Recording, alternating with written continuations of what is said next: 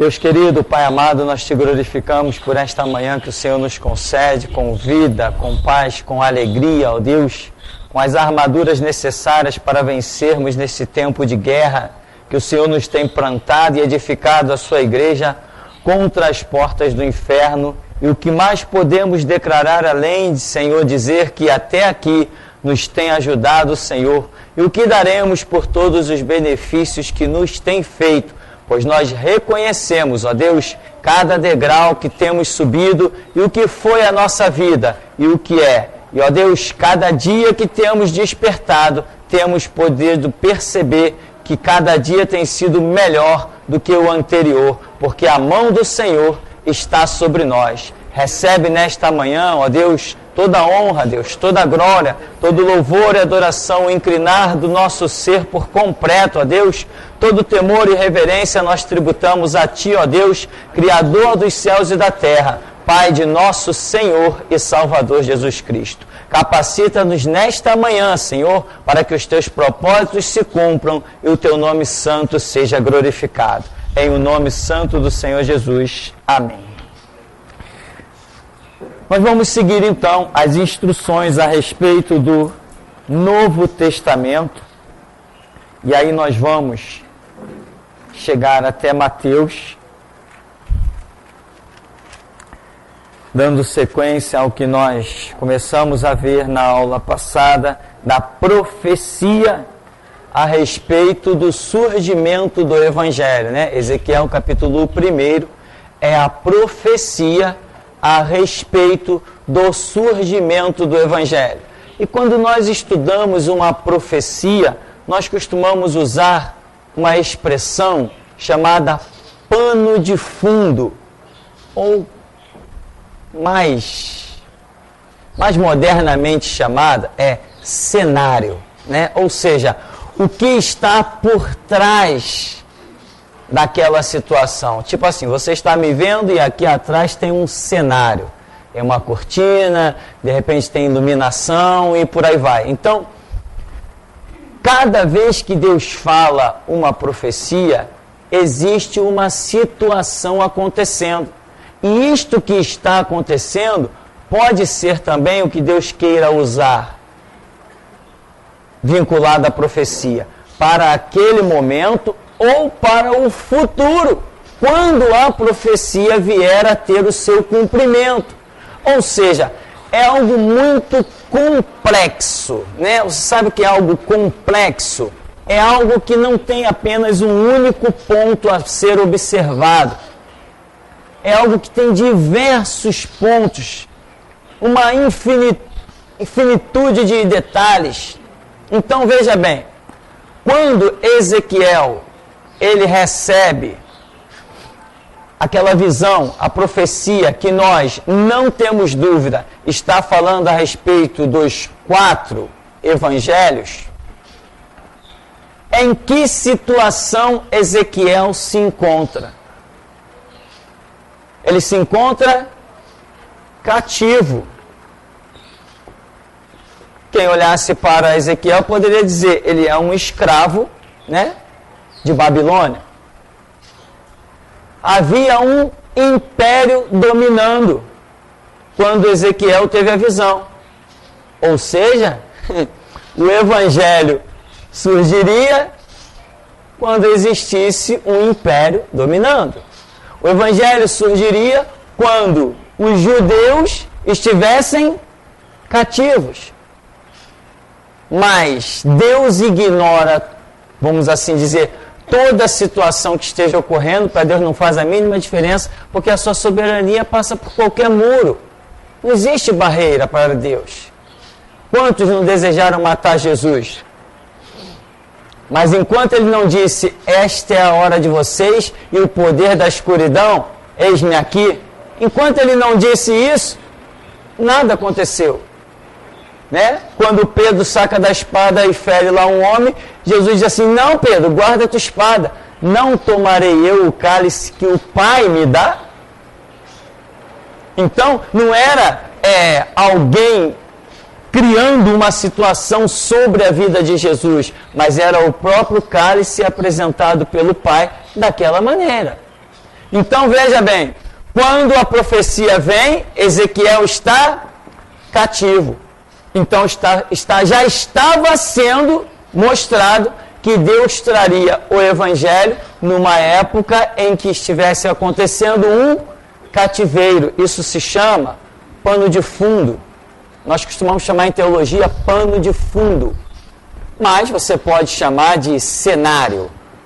O que é cenário? É aquela organização, aquele aspecto histórico de uma situação que pode ser utilizada tanto no momento da profecia quanto para o futuro.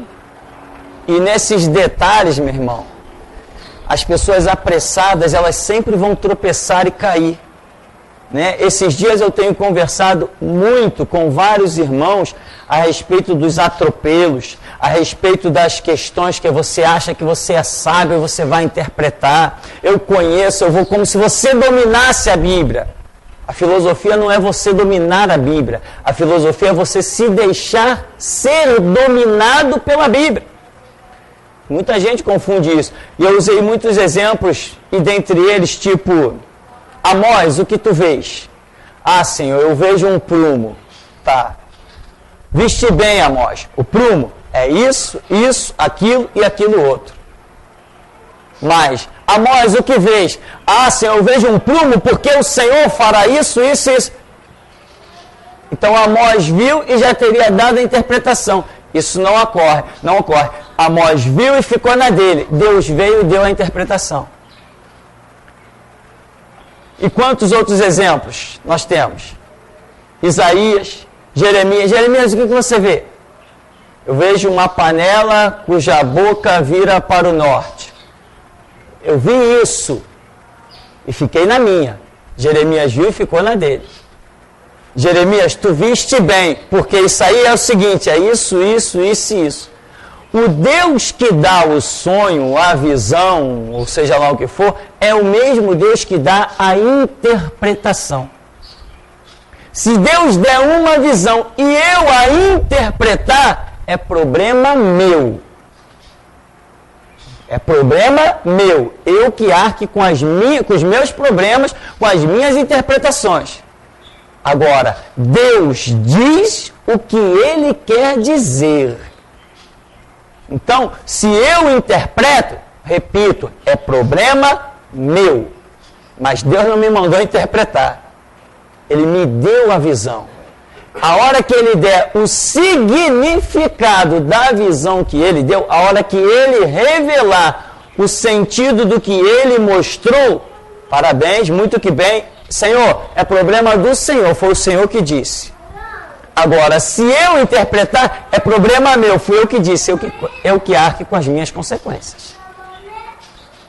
Então, são detalhes do complexo da revelação de Deus. Irmãos, a Bíblia não é um livro feito para qualquer um ler e entender, não. Porque a Escritura diz que eu derramarei água sobre o sedento. É quem anseia por Deus, quem tem fome e sede de justiça e de verdade, é a esses que Deus se revela. Tem um monte de palhaço por aí dizendo, eu já li a Bíblia, eu sigo Deus da minha maneira, e vai para o inferno com seus próprios passos.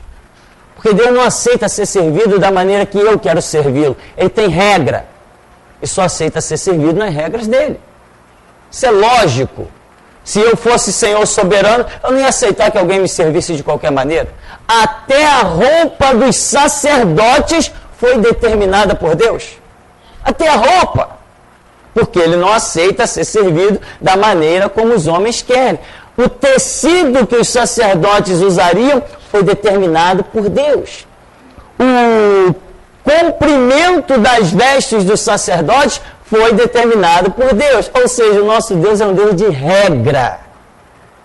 E aqui está a sua regra. Agora, é complexa. Se eu tenho pressa, rapidinho eu caio numa cova. Se eu tenho paciência, a Escritura diz, na vossa paciência, possuí as vossas almas. Então tem que ter calma. Um passo a cada dia faz muito bem. Mas tem gente que quer dar logo 10. Eu quero chegar logo lá em cima. Vai bem alto para depois cair. Então nós temos que ter calma. Então aqui está o cenário da profecia. E esse é mais um detalhe trazido a nós. que quando o Evangelho viria ao mundo, na revelação de Ezequiel, capítulo 1, ele também viria em uma situação em que o cativeiro e a opressão estivesse presente. Então tudo aquilo, lembra aquelas tempestades, aquele vento tempestuoso, aquela coisa horripilante, aquela coisa devastadora, aquela visão caótica, estrondante de Ezequiel. Ele diz que metia até medo coisas que ele via, que ele ficou apavorado, etc, etc. Tudo aquilo está revelando exatamente o cenário do surgimento do Evangelho. E cá entre nós, não foi isso não? Não foi exatamente isso? Roma crucificou milhares de pessoas. Roma crucificou milhares de cristãos. Até mais ou menos o ano 200 da era da igreja, quando surgiram as alianças, e aí se transformou na Igreja Católica Apostólica Romana, quando os nossos irmãos de lá fraquejaram fazendo aliança com o Estado. Porque o nosso Deus não é Deus de aliança, Ele é Deus de domínio. O nosso Deus não faz acordo com ninguém. Ele é soberano e chama todos os povos, tribos, línguas e nações a se curvarem. A Escritura diz, todo joelho se dobrará e toda língua confessará que Jesus Cristo é o Senhor. Não tem acordo, não tem aliança. A igreja marcha para vencer e se tivermos que marcar nossa vitória com nosso sangue, vamos marcar. Mas a aliança não faz parte dos planos do nosso Deus. Quando os nossos irmãos fracassaram lá, nos 200 anos mais ou menos da era da igreja, que deixou se transformar na Igreja Católica Apostólica Romana, aí deixou de cumprir o propósito de Deus, que era dessa guerra maciça. Mas até lá, nos 200 anos da igreja, o que já tinha de territórios mundiais marcado com o derramamento do sangue inocente, sangue cristão, que glorifica a Jesus Cristo, já era imenso. Já tinha crente martirizado na Etiópia, em tudo que era parte da Ásia, em tudo que era canto da Europa, África, Oriente Médio, já tinha sangue de crente derramado para tudo que era canto. E era este, e continua sendo este, o propósito de Deus.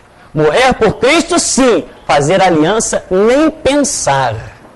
Amém? Então, este é o cenário do Evangelho. E mostra que o firmamento estava sobre esta visão. O azul celeste, lembra que nós lemos na aula passada? O firmamento no azul celeste, ninguém aqui sabe o que isso significa. Isso significa o inabalável e inalterável. Deus está mostrando, este é um propósito que eu trarei para dar início a uma dispensação e nada vai mudar até que Ele mesmo, soberano, mude. Ou seja, aquela tempestade, aquele tumulto, aquelas confusões, entre aspas, aquele caos, aquilo tudo que está muito bem organizado na palma de Deus, mas Deus está mostrando de um propósito sobre a terra, e sobre a terra nós sabemos que a igreja está aí para fazer guerra, e não paz, e não aliança. A igreja foi chamada para proclamar guerra. Quando Jesus Cristo diz, Pedro, tu és bem-aventurado porque não foi carne e sangue que te revelou, mas o meu Pai que está no céu. Eu digo que tu és Pedro, e sobre esta rocha eu edificarei a minha igreja, e as portas do inferno não prevalecerão contra ela. Ou seja, estou decretando guerra. Ou quem ficaria satisfeito tendo um império, vir outro alguém e fundar um império dentro do seu? Não foi isso que Jesus fez? Não fundou a igreja dentro do mundo que é dominado pelos homens? E a igreja não é dominada por homens. Por isso que dentro da igreja não cabe político. Político é lá no Congresso. Aqui só cabe espaço para servo de Deus. Não temos aliança com político, não temos político padrinho e não existe nenhum povo na face da terra que esteja fazendo a obra que nós estamos fazendo. Então, irmão, o azul celeste demonstra que aquilo seria uma visão dispensacionalista até que Deus mudasse essa dispensação. Ela foi implantada e ela ainda não foi terminada. E nesses últimos dias em que Deus está encontrando um povo para fazer valer realmente a sua palavra, tudo aquilo, o tumulto, não deve ser por isso que nós ficamos 18 dias presos, né? Não deve ser por isso que a mídia tentou acabar com a gente. O Extra, os repórteres homossexuais do Extra, né? A Rede Globo, aqueles repórteres de transmissão unilateral, né? Eles dão a notícia mostrando só a voz de um, mas não mostra a voz de outro. Até hoje não liberaram as nossas entrevistas. Por quê? Então, todo mundo tentou nos massacrar. Por quê? Porque nós viemos realmente para fazer guerra, para mostrar a diferença do que serve a Deus e do que não serve. Não nos curvamos ao mundo, não nos dobramos ao sistema e não temos a mesma confissão que o mundo. E ninguém cala a nossa boca. Então, o firmamento está mostrando que aquilo ali é inabalável, mas será inabalável e inalterável desde que os homens sejam inabaláveis, confiantes em Deus, e inalteráveis, seguindo sempre a palavra. A regra de fé e prática é a Bíblia, a palavra de Deus. Mas se os homens mudam, nós já vimos que a igreja sofre. Por quê? Porque nós vemos que Deus não age diretamente sobre a terra. Ele colocou como intermediário o homem, ou seja, o homem como sacerdócio. Se este sacerdócio fraqueja, a operação de Deus é como que se fraquejasse, a força da igreja se vai embora. Mas se Deus acha sacerdotes dispostos a morrer pela causa, a igreja será sempre inabalável e inalterável. Nós vamos seguir então no Evangelho de Mateus, logo no comecinho. Você vê que o Evangelho começa e todos os Evangelhos trazem uma genealogia. A genealogia quer dizer, vem falando dos antepassados, vem falando daqueles que vieram depois. No caso da genealogia de Jesus, não se fala de ninguém que tenha vindo depois, a nível de nascimento, mas vem demonstrando todos aqueles que vieram antes de Cristo. Embora nós tenhamos a plena convicção, sabemos que Jesus não foi filho de José. Jesus foi somente filho de Maria, por uma ação milagrosa e poderosa de Deus, que nós bem entendemos. Então, quando vem a genealogia, de livro da genealogia de Jesus Cristo, filho de Davi. Como nós vimos no começo, o Evangelho de Mateus visava alcançar o povo judeu. Então, Mateus, ora, veja bem, Mateus, Marcos, Lucas e João tinham o mesmo conhecimento. Por que eles escreveram evangelhos diferentes? Porque, na verdade, não foram eles quem escreveram. Vamos escrever. Não foi. Na verdade, não foi isso. Na verdade, foi o propósito do Espírito Santo que usou situações e ocasiões para deixar as coisas escritas de acordo com o que eles queriam. Então, o Evangelho de Mateus é o testemunho, o maior testemunho, o único testemunho em todos os tempos, suficiente para alcançar os judeus. Não existe nenhum blá blá blá, não existe nenhum argumento, não existe nada que supere o testemunho de Mateus para que um judeu veja e se convença. Agora, como eles têm livre-arbítrio, eles podem resistir até onde eles quiserem, até baixar ao inferno. Mas que o Evangelho de Mateus é uma obra do Espírito Santo, detalhadamente planejada para resgatar a alma dos judeus, isso aí é ponto final e é indiscutível. Então, aqui ele já começa a genealogia, Jesus Cristo, filho de Davi, filho de Abraão. Abraão gerou Isaac, vem contando a história todinha, de modo que não deixaria dúvida para o judeu que Jesus era o tão sonhado rei e Messias que eles esperavam. Depois, Mateus ainda entra nas obras que Cristo realizou. Então, veja, chega ao ponto de dizer, no verso 6, Jessé gerou ao rei Davi, e o rei Davi a Salomão. da que fora mulher de Urias. Salomão gerou Roboão, Roboão Abias, Abias Asa, Asa gerou Josafá, Josafá Jorão, Jorão Uzias, Uzias gerou a Jotão, Jotão Acais, Acais Ezequias, Ezequias gerou Manassés, Manassés Amon, Amon Josias, Josias gerou Jeconias, seus irmãos no tempo do exílio na Babilônia.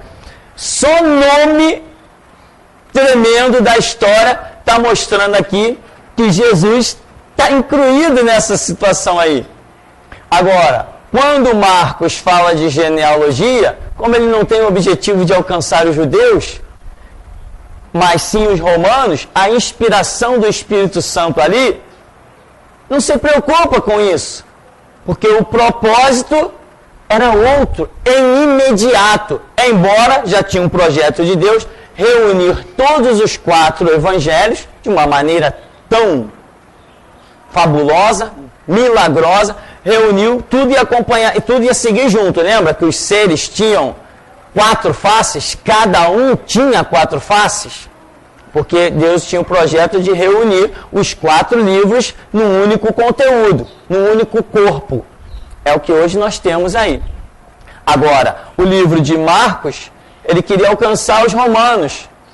Então, o que interessava para os romanos? Saber que Jesus era o filho de Davi, que ele era o descendente de Abraão, que ele era da linhagem dos reis, de Josias, de Acais, de Uzias. Isso para os romanos não interessava, porque essa parte da cultura eles não possuíam. O ideal do povo romano era outro. Então o Evangelho de Marcos trata a respeito de um conteúdo existente na vida de Jesus que batia, que era similar à necessidade do povo romano. Ao passo que Mateus não. Mateus se preocupa muito com aquilo que os judeus achavam primordial. Um judeu jamais aceitaria um Messias que não fosse descendente de Abraão, que não fosse descendente de Davi. Então o que nós vemos aí? Uma obra tremenda do Espírito Santo em cada propósito, em cada evangelho que ele assim separou. Diz no verso 12: depois do exílio na Babilônia, Jeconias gerou Salatiel, Salatiel Zorobabel, Zorobabel Abiú, Abiú Eliaquim, Eliaquim Azor, Azor gerou a Sadoque, Sadoque Aquim, Eliú gerou Eleazar, Eleazar Matã, Matã Jacó, Jacó gerou a José, marido de Maria, da qual nasceu Jesus, que se chama o Cristo. Agora, a genealogia coloca Jesus como filho de José, mas nós sabemos que não. Mas todo mundo sabia que Jesus era o filho do carpinteiro.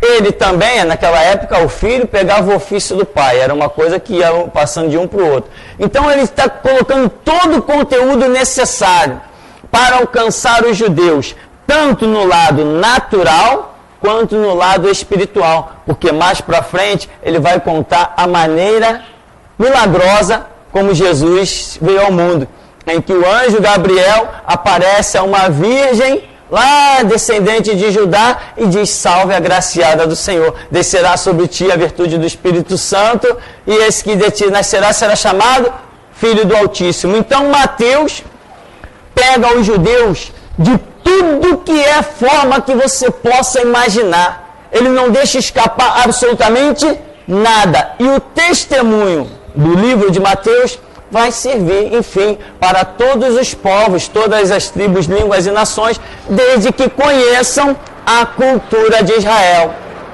Agora, fora isso, a ação do Espírito Santo em outras coisas convence o homem do pecado, da justiça e do juízo, mesmo que o homem não tenha conhecimento de certos detalhes. Porém, a complexidade, a organização de todos os detalhes se torna importantíssimo quando você conhece todo o complexo histórico, todo o complexo espiritual, porque a fé vem pelo conhecimento, né? Ouvir pela palavra de Deus. Então a fé vem pelo conhecimento.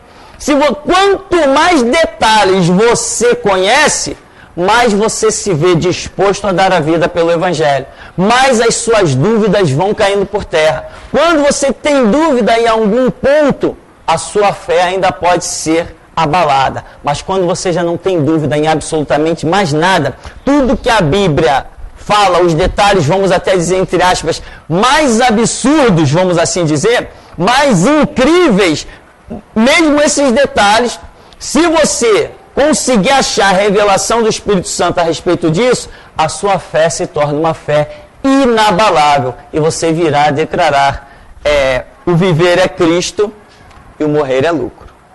Mas fora isso, você não tem detalhes que podem fazer oscilar a sua confiança, né? Às vezes alguns irmãos novos da igreja mandam um e-mail: ah, pastor, eu conversei com um judeu, ele falou isso, falou aquilo. Ah, pastor, eu conversei com um cara do Testemunho de Jeová, ele falou isso, falou aquilo, e eu não tive resposta.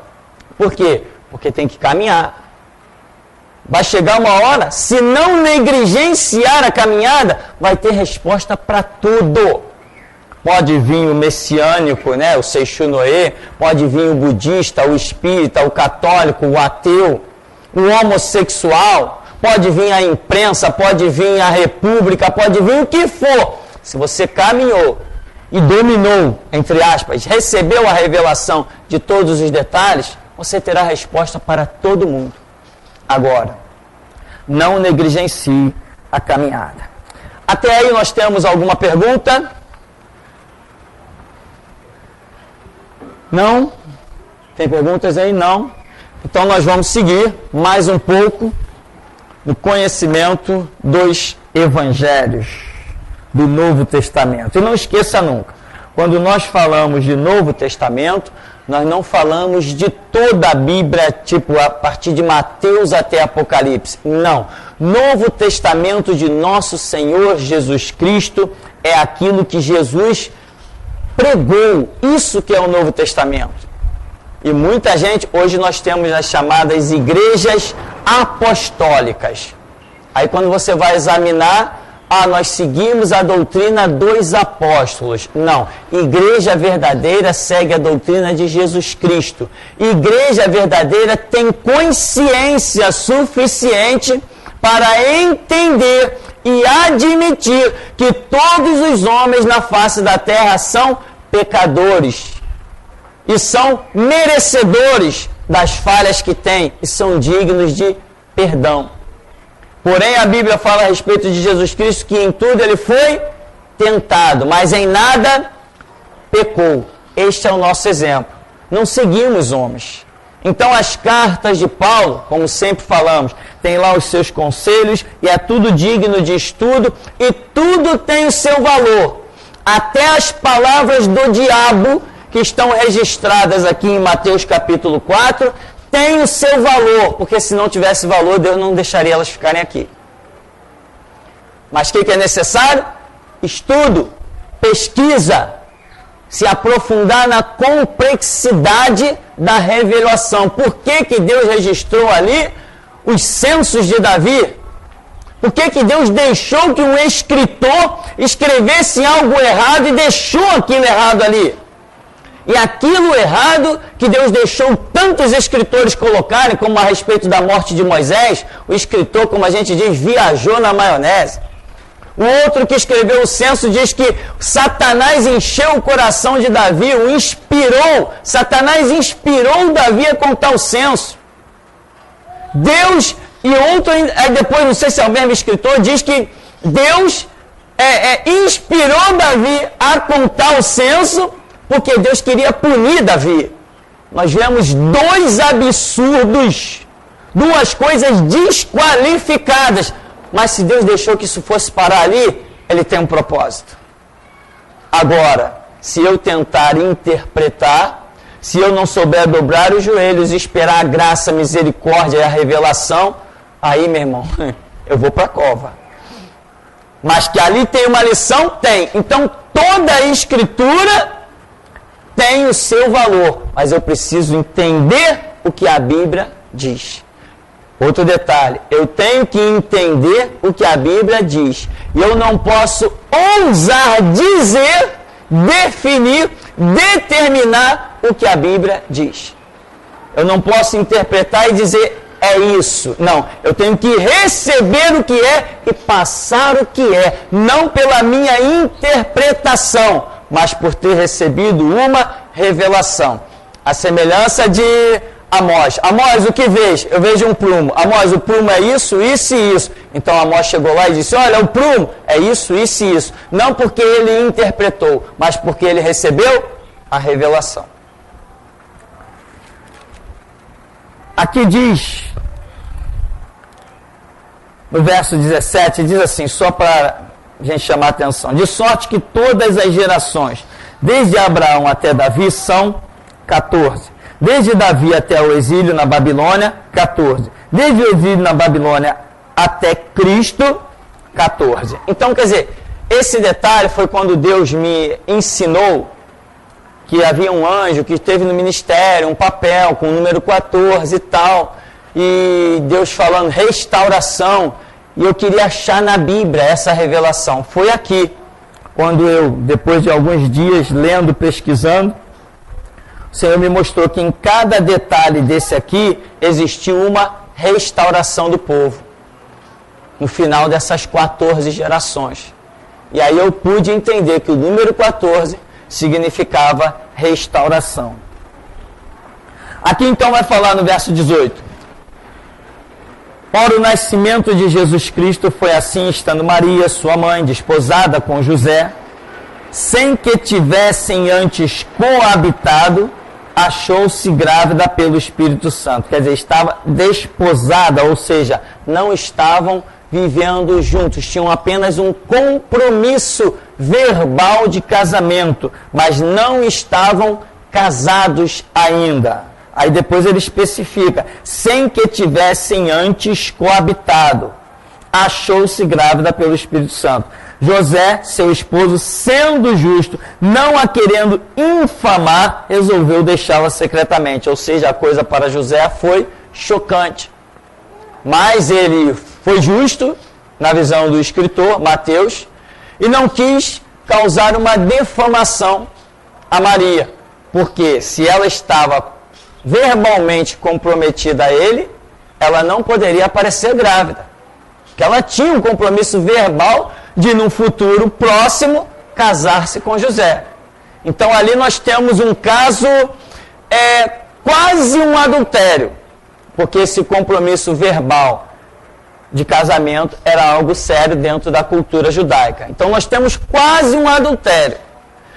Só em falar isso, que Maria estava comprometida verbalmente com ele, mas que apareceu grávida de outro, só isso já era o bastante para talvez apedrejarem até Maria. E José segura a onda, né? Ele fica na dele, resolveu deixá-la secretamente. Quer dizer, e esse deixá-la aqui não é simplesmente deixar ela quieta num canto. Não, deixá-la, repudiou-a. Ó, tipo assim, tu me traiu, tá bom, eu estou indo embora, esquece o assunto, não vou falar nada para ninguém. Se alguém te perguntar de quem é o filho, tu dá o teu jeito. E José a abandonou. Amém? Todos compreenderam? Esse deixá-la significa que José a abandonou. José rompeu com ela o compromisso. E ele só voltou depois que o anjo se manifesta e diz para ele: José, não temas receber a tua mulher, porque o que nela está gerado é do Espírito Santo. Aí que José deve ter derretido mesmo. Não, chifre não, irmão, a cabeça, né? Derreteu os miolos lá. Porque brincadeira, né, irmão? É uma coisa muito miraculosa, é uma coisa muito impactante. Nos dias de hoje, depois de Jesus estar operando o que opera dentro das igrejas, os testemunhos que temos de Jesus na atualidade, tantas coisas tremendas, vidas transformadas, ainda aparece gente que é crente. Mas assim, sabe, eu acredito em muita coisa da Bíblia, mas esse negócio de Maria ter ficado grávida sem se casar, isso eu não aceito. Imagina se José era obrigado a aceitar. Tinha todo o direito de desconfiar. Quem aqui não desconfiaria? Ainda mais numa época que não tem ninguém falando de Messias. tem ninguém esperando nenhum Messias. A vila que Maria habita é uma vilazinha abandonada, desprezada, lá para um canto que ninguém está nem aí para aquilo. De repente, como é que José poderia olhar para aquela mulher? Se nos dias de hoje acontece a mesma coisa, José olhar para aquela mulher e dizer, não, mas Deus escolheu você? Por quê? Não tinha nada, nenhum profeta se levantou. José não viu ninguém chegar perto de Maria e dizer assim, ó, Deus vai fazer uma obra. Israel tinha muitos profetas. José não viu nada. Ele não tinha direito de desconfiar? Tinha direito de desconfiar de alguma coisa, né? Tanto tinha que Deus considerou, depois vai e se manifesta a ele. Se Deus não... outro detalhe. Se Deus considerasse que José, a semelhança do sacerdote Zacarias, se Deus considerasse que José tivesse a obrigação de entender aquele momento, no momento que Maria falou, ele não teria nenhuma revelação depois. Ele ia morrer na ignorância dele. Ou seja, Deus sabe, quando Ele traz uma revelação, se nós somos capazes de assumi-la ou não. Se for preciso, se Ele entender que é preciso, Ele fala 2, 3, 30 vezes. Mas se Ele achar que já bastava aquela para você tomar uma decisão, é aquela e acabou a história.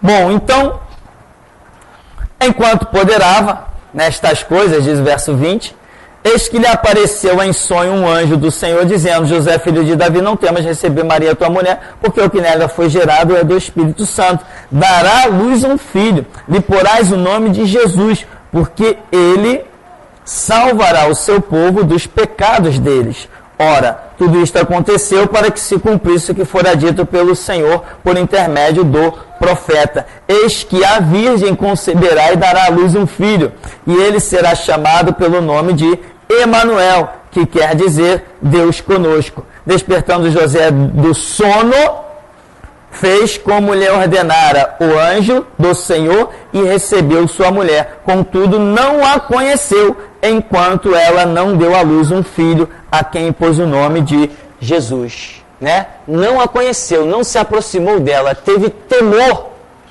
José teve um temor. E não que a Bíblia dissesse, em nenhum momento diz que ele não pudesse se achegar a Maria, não pudesse ter um relacionamento conjugal com ele. Isso não é dito. Mas o que nós identificamos aqui é o temor de José, o manteve distante, né? Agora, um detalhe interessante é que a partir desse verso 23, fora o que a genealogia já vem citando de Antigo Testamento, a partir daqui começa uma das marcas gloriosas do Evangelho de Mateus, que são as citações do Antigo Testamento com relação às profecias. Aqui ele diz, né, vamos assim classificar como uma primeira profecia mais direta. Ele diz, eis que a virgem conceberá, dará à luz um filho e será o seu nome Emanuel. Onde é que está escrito isso? Isaías 7,14, né? Você não precisa mais esquecer isso. É um número múltiplo do outro. Isaías 7,14. Eis que a virgem conceberá e dará à luz um filho. Agora, os judeus acreditavam que essa virgem seria uma mulher? As profecias do Antigo Testamento estão lotadas de palavras dizendo a virgem filha de Sião, a virgem Jerusalém, a virgem cidade do meu povo. Então o que o judeu esperava? Que essa virgem fosse apenas um Messias que viesse de Jerusalém. Aí Deus vem e ultrapassa todos os limites do pensamento humano e faz uma mulher virgem gerar o Messias, o seu próprio filho, o Salvador. O Salvador que os judeus estavam esperando, é bem possível que fosse, na cabeça dos judeus, um Messias nascido normalmente de um homem e de uma mulher. Nascido em Jerusalém. Mas Deus não fez apenas que um homem surgisse, mas fez que o seu próprio filho em forma de homem surgisse.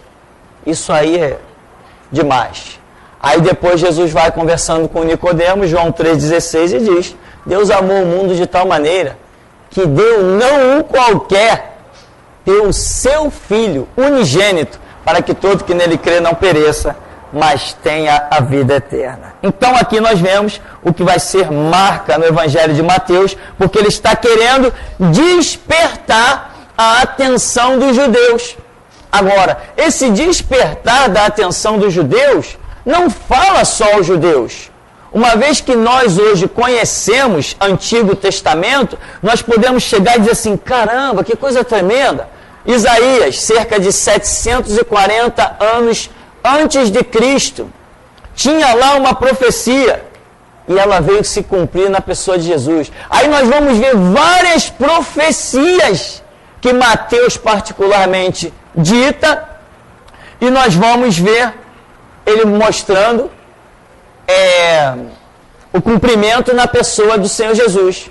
Jesus, o cumprimento das profecias. Isso hoje para nós é mais um ponto que vai fechando aquele complexo do nosso entendimento, do nosso conhecimento, e vai transformando a nossa fé em algo como o celestial, né? O firmamento, em algo inabalável.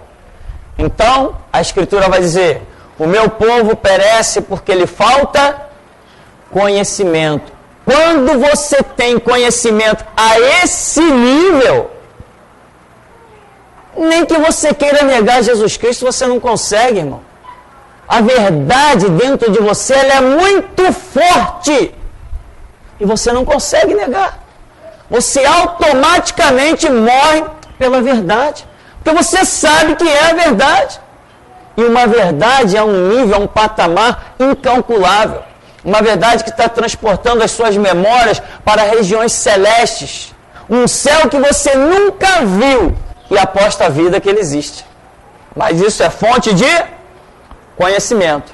A fé vem por ouvir. Ouvir pela palavra de Deus. Então, essa particularidade do Evangelho de Mateus é muito brilhante. E isso foi particularmente muito importante na minha própria vida. O Evangelho de Mateus, eu sempre fui apaixonado por ele. Não tenho noção quantas vezes eu li o Evangelho de Mateus. Por quê? Porque eu gostava justamente disso. Dessa confirmação. Ver Mateus citando uma profecia, o cumprimento da situação lá em Jesus, tinha acontecido 700 anos antes, a profecia, 1000 anos antes, 1500 anos antes. Eu gostava de ver isso. Isso para mim era uma confirmação. Então, Mateus tem essa particularidade. Antes de nós adentrarmos, seguir, saber se tem alguma pergunta. Alguém deseja fazer alguma pergunta? Tem aí? Que não? Tem. É uma pergunta do Rudney. Ele diz assim: pastor, em 2 Pedro 3,10, diz que a terra e as obras que nela há se queimarão. Isto dá a entender que a terra desaparecerá no final de tudo. Isso vai acontecer? Sim, com certeza a terra desaparecerá no final de tudo. Isto é certo. E Jesus tem uma palavra que muitas vezes as pessoas não atribuem a ela um sentido literal, que o céu e a terra passarão, mas as minhas palavras não haverão de passar. As palavras de Jesus compreendem o implante do seu reino. Como ele falou, as pessoas, quando virá esse reino de Deus? Jesus falou, peraí, o reino de Deus não vem de forma aparente. O reino de Deus está dentro de vós. E o que está dentro de nós? O que molda o nosso caráter? Não são as coisas que nós ouvimos?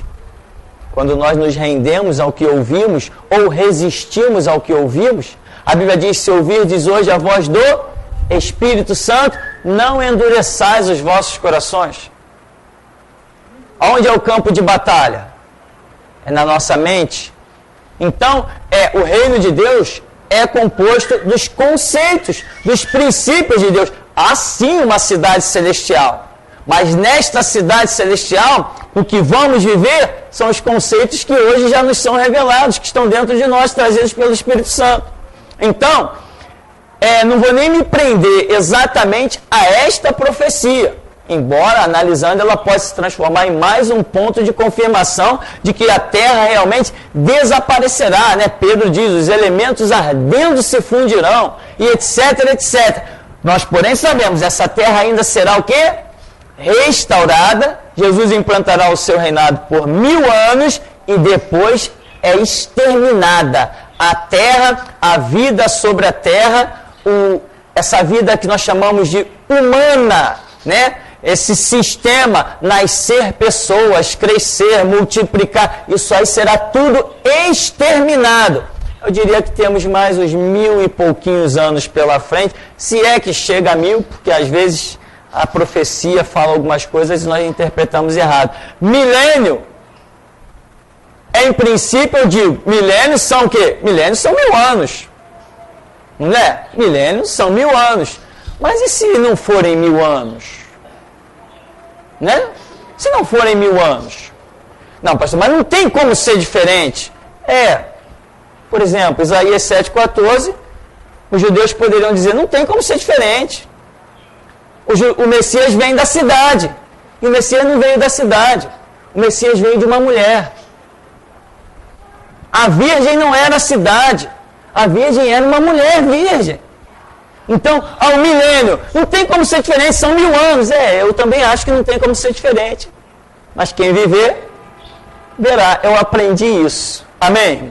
Eu aprendi essas coisas. Quando se trata de revelação bíblica, quando se trata de profecia, eu prefiro mais ser ouvinte e esperar Deus fazer o que Ele tem a fazer. Então, só para confirmar, realmente, a Bíblia diz, não em um nem em dois, mas em muitos lugares, a Bíblia diz que todo esse sistema que hoje nós conhecemos não é só a Terra, o Sol, o Universo, as galáxias. Existem milhões de galáxias. O que é uma galáxia? Quando você olha para o céu e vê a Via Láctea, né? Quando a gente estuda na escola, qual o seu endereço? Eu moro na rua tal, número tal. Não.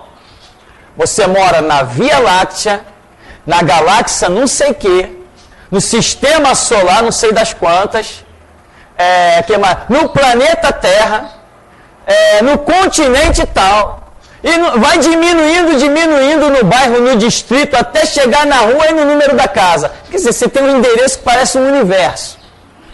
Quero dizer o seguinte, todo esse complexo, essas estrelas que hoje fazem parte do sistema que nós habitamos, estamos dentro dele, toda essa galáxia, todos os planetas, tudo isso faz parte de um sistema que desaparecerá, não vai mais existir. Aliás, que os salmos falam de uma profecia que diz que o universo está o quê?